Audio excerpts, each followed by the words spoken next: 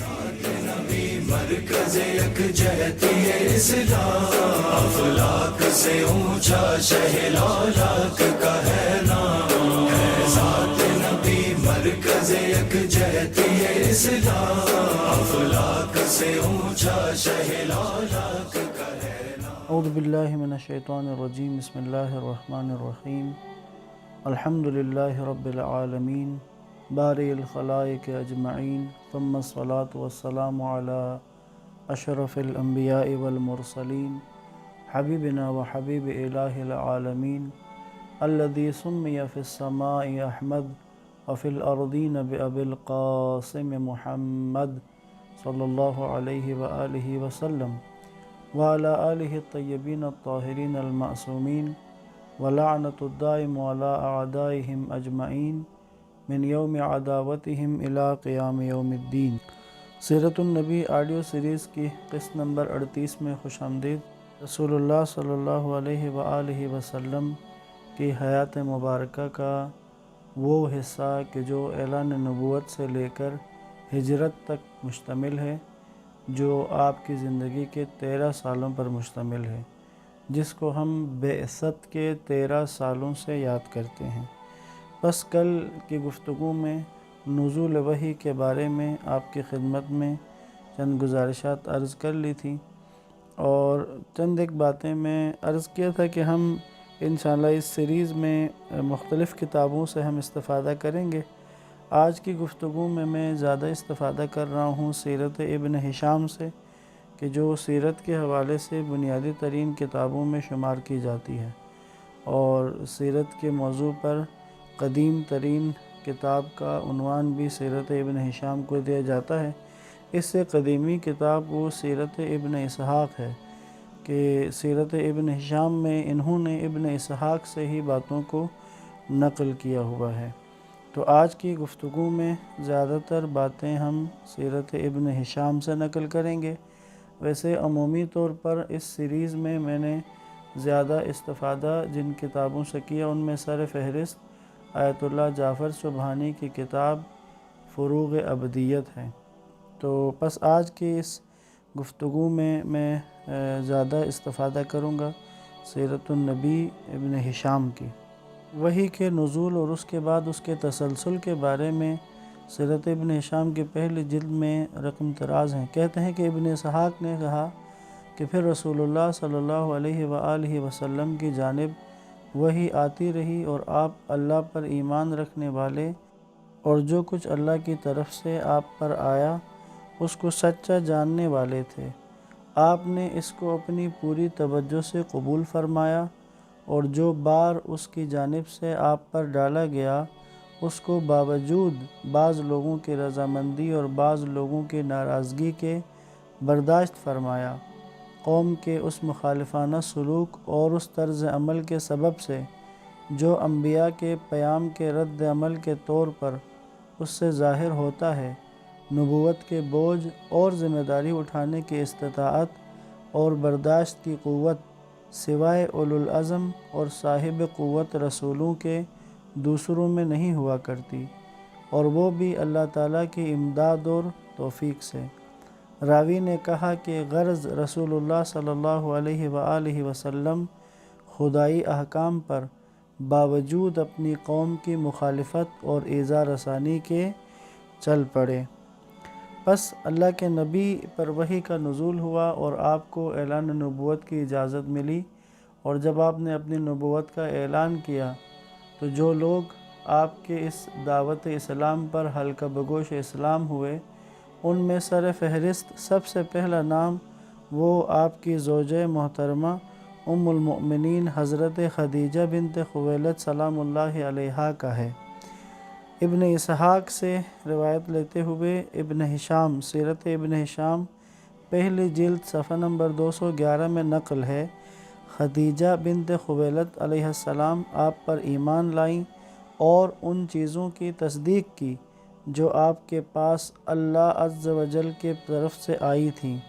اور آپ کے معاملے میں انہوں نے آپ کی مدد فرمائی۔ اللہ عز و جل اور اس کے رسول اللہ پر ایمان لانے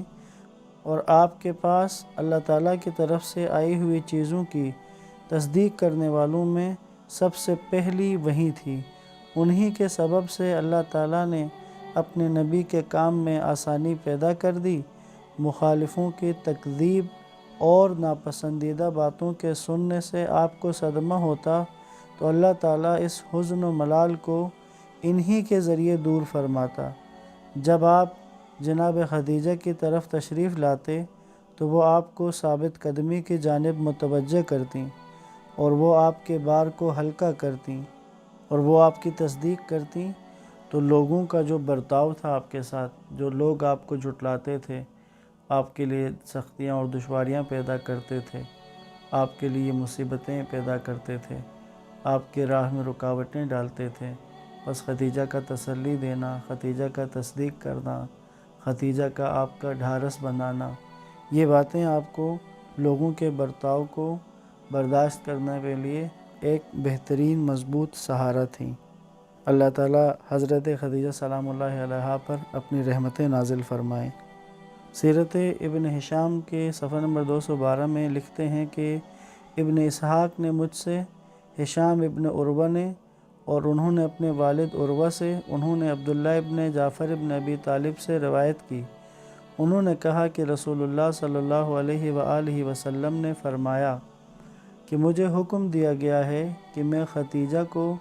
ایک قصب کی خوشخبری دوں۔ قصب یعنی موتی کی طرح، وہ موتی کی جو کھوکھلا ہو جس کے اندر جگہ ہو، اس موتی کی طرح کے گھر کی خوشخبری دوں، ایسا گھر جس میں نہ شور ہے نہ تکلیف ہے۔ ابن ہشام نے کہا مجھ سے ایسے شخص نے بیان کیا جس پر میں بھروسہ رکھتا ہوں کہ جبریل علیہ السلام نے رسول اللہ صلی اللہ علیہ وآلہ وسلم کے پاس آ کر کہا کہ خدیجہ کو ان کے رب کی طرف سے سلام پہنچا دیجیے، تو رسول اللہ صلی اللہ علیہ وآلہ وسلم نے حضرت خدیجہ کو کہا کہ اے خدیجہ، یہ جبرائیل ہیں اور وہ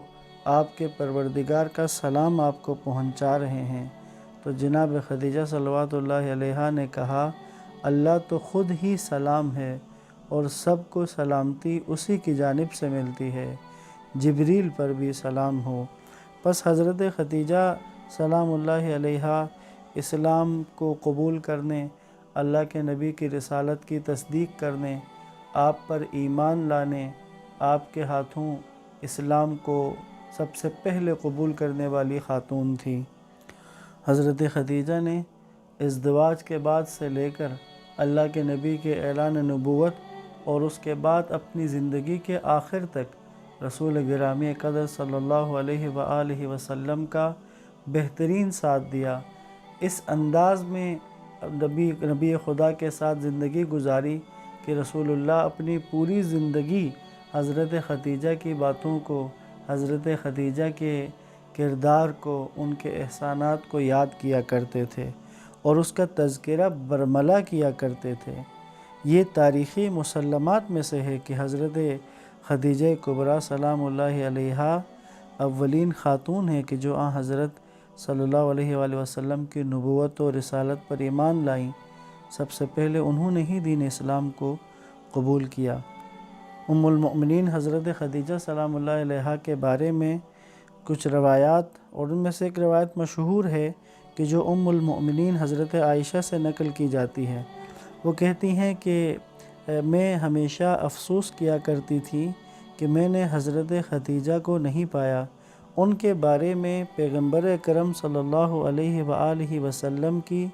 بے پناہ مہر و محبت پر حیران ہوا کرتی تھی، اس لیے کہ ان کا گرامی شوہر ان کو ہمیشہ یاد کیا کرتا تھا، بلکہ ہر ایک سے زیادہ انہیں یاد کرتا تھا۔ اگر حضور صلی اللہ علیہ وآلہ وسلم کوئی بھیڑ دمبا ذبح کرتے تو حضرت خدیجہ کی سہیلیوں کو تلاش کرتے،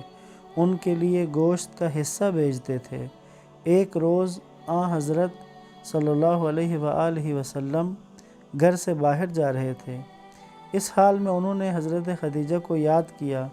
کسی قدر ان کی تعریف فرمائی، آخر کار اس حد تک پہنچے کہ میں نے ان سے کہا، اللہ کے نبی سے ام المؤمنین حضرت عائشہ کہتی ہیں کہ میں نے ان سے کہا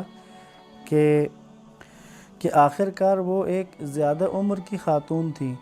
اور اللہ نے اس سے بہتر آپ کو نصیب کیا ہے۔ فرماتی ہے کہ میں نے جب یہ بات کہی تو رسول اکرم صلی اللہ علیہ وآلہ وسلم پر اس بات کا ایک عجیب اثر گیا اور آپ میں غصہ و غضب کے آثار پیشانی پر آپ کے ظاہر ہوئے، اور اللہ کے نبی نے فرمایا ہرگز ایسا نہیں ہے کہ مجھے اس سے بہتر نصیب ہوئی، بلکہ خدیجہ صلوات اللہ علیہا کے بارے میں اللہ کے نبی کہتے ہیں کہ وہ اس وقت مجھ پر ایمان لائیں جب تمام لوگ کفر و شرک میں زندگی بسر کر رہے تھے۔ اس نے اپنی دولت و ثروت کو، اپنے اموال و متاع کو سخت ترین موقعوں پر میرے اختیار میں دے دیا۔ خدا نے مجھے اولاد صرف خدیجہ سے دی، جبکہ باقی دوسری میری ازواج سے اولاد نہ دی۔ خدیجہ نے اس وقت میری تصدیق کی جب قریش اور مکہ سارا مجھے جھٹلا رہا تھا۔ پس حضرت خدیجہ کا ایمان میں دنیا کی تمام عورتوں سے مقدم ہونے کا کوئی بھی انکار نہیں کرتا۔ پس حضرت خدیجہ کا اولین اسلام، تمام مکاتب فکر اسلام کے وہ اس کو قبول کرتے ہیں۔ پس جناب خدیجہ سلام اللہ علیہا اور ان کے بعد سب سے پہلے مسلمان جناب خدیجہ کے بعد حضرت علی علیہ السلام ہیں۔ اس عنوان کو بھی میں سیرت ابن ہشام سے ہی نقل کروں گا۔ سیرت ابن ہشام صفحہ نمبر 215 جلد نمبر 1 اردو ترجمے میں جو چھپی ہوئی ہے پاکستان میں، اسی میں سے میں پڑھ رہا ہوں۔ لکھا ہوا ہے کہ مردوں میں سے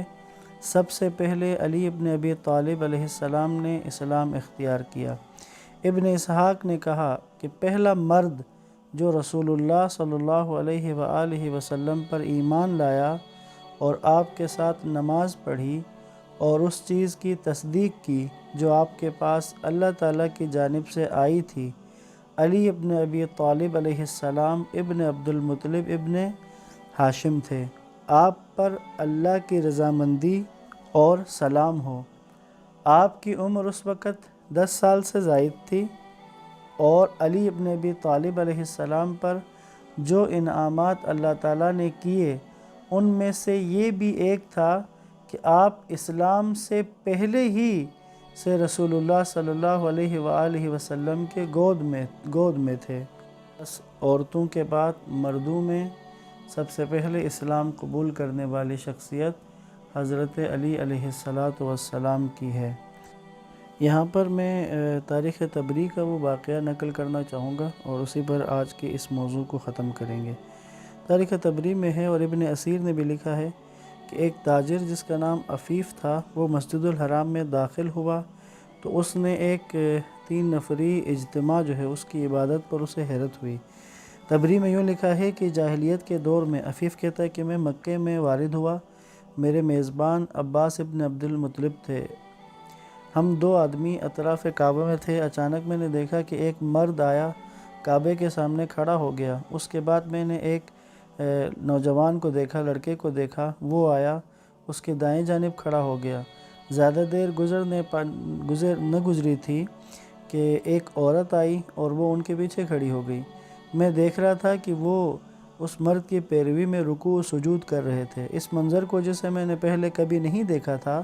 اس نے میری جستجو کی حس کو حرکت دی تاکہ میں اس معاملے کو عباس سے پوچھوں۔ تو میں نے عباس ابن عبد المطلب سے پوچھا تو انہوں نے بتایا کہ وہ مرد محمد ابن عبداللہ صلی اللہ علیہ وآلہ وسلم ہیں، اور وہ لڑکا میرا بھتیجا ابو طالب کا بیٹا علی ہے، اور وہ عورت جو ان کے پیچھے ہے وہ محمد صلی اللہ علیہ وآلہ وسلم کی زوجہ ہیں۔ اس کے بعد عباس نے کہا کہ میرا بھتیجا یعنی حضرت محمد صلی اللہ علیہ وسلم کہتا ہے کہ ایک دن ایسا آ پہنچے گا کہ وہ قیصر و کسریٰ کے خزانوں کو اپنے اختیار میں رکھے گا،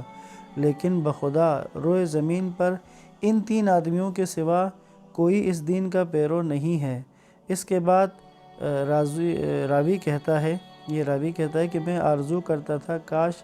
ان میں چوتھا ہوتا، یعنی یہ راوی سے مراد جس نے تبری تک اس واقعے کو نقل کیا ہے۔ بس اس واقعے سے بھی بات سمجھ میں آتی ہے کہ اولین اسلام قبول کرنے والوں میں رسول خدا کے ہاتھ پر 2 ہی افراد تھے، ایک حضرت خدیجہ صلوات اللہ علیہا تھی اور دوسرے مولا متقیان حضرت علی علیہ السلام تھے۔